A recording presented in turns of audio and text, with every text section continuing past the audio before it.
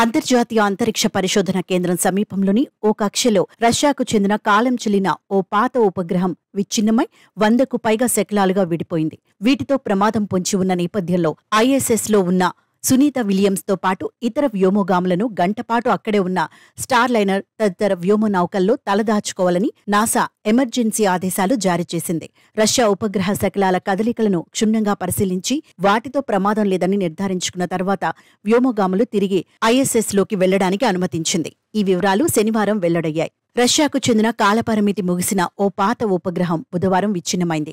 దాని శకలాలు కక్షలో పరిభ్రమిస్తూ ఉండటంతో ఐఎస్ఎస్కు అవి తగిలే ప్రమాదం ఉందని నాసా భావించింది. ఈ నేపథ్యంలోనే ముందు జాగ్రత్త చర్యగా వ్యోమగాములను ఐఎస్ఎస్కు అనుసంధానమై ఉన్న వారి వ్యోమనౌకల్లో తలదాచుకోవాలని హెచ్చరికలు జారీ చేసింది.